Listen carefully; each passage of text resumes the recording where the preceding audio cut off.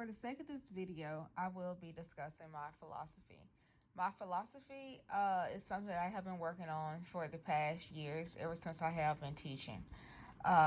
It's something that I started working on back when I was in undergrad, receiving my bachelor's degree in English education, and it's something that continues to grow. 3 years later, as I am working on my master's now, my philosophy has definitely developed more.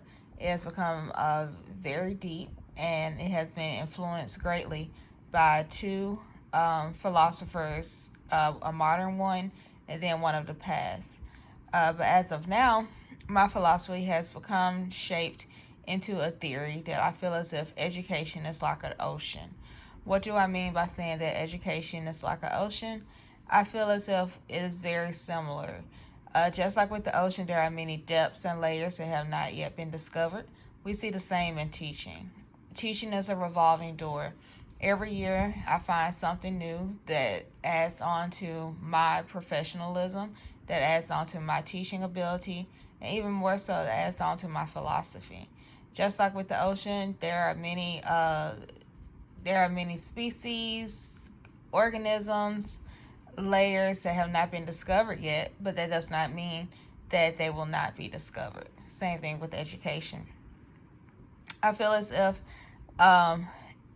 their education causes us to fulfill our ability. Through education, I feel as if we have a purpose. The purpose being to find self-discovery. And I feel as if with a good curriculum, that will lead us to doing that. So I say here in my philosophy that curriculum helps us to overcome those tides. Just like I had said earlier, that education is like an ocean. Education is going to come with many tides, okay, that we have to overcome. But we can overcome those tides. And curriculum, once again, is going to be the foundation to help us lead to our self-discovery.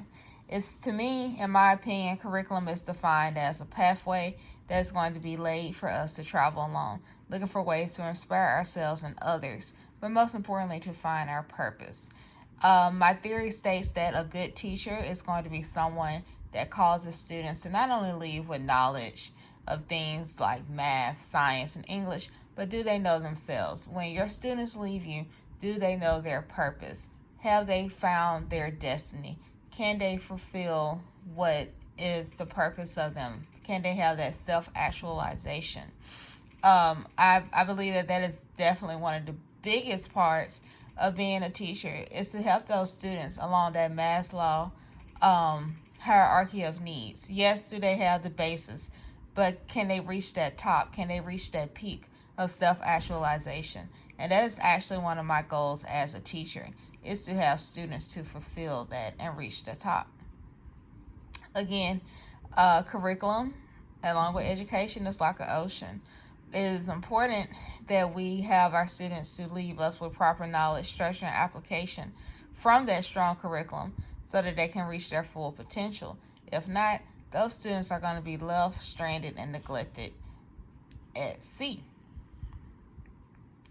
As for the two curriculum theorists that have influenced me the most, we have modern day Wayne Yu, and then we have Lev Vygotsky.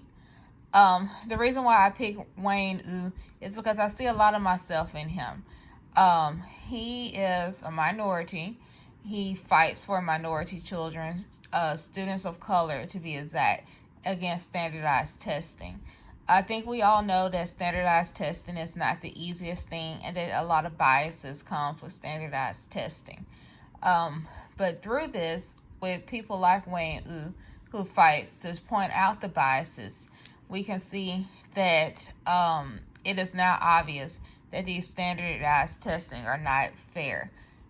One of my favorite quotes by Wayne Yu is the interview that he did with The Progressive.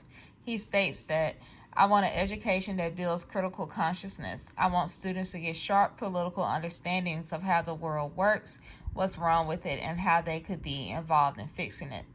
There's a whole curriculum orientation that I want to change in schools, and that implies pedagogical changes, who teachers are, how they see themselves, and what they want to do."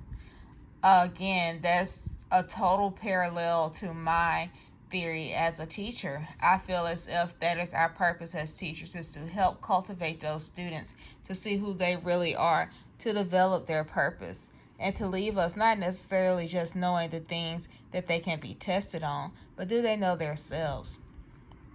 That also piggybacks off of Lev Vygotsky, one of our godfathers of educational psychology.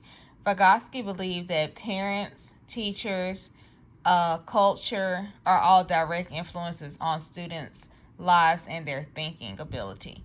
I totally agree with that 100%. I am a firm believer that a student can only go as far as what their family culture surrounds them with. With that being said, how does the parents influence them when they go home?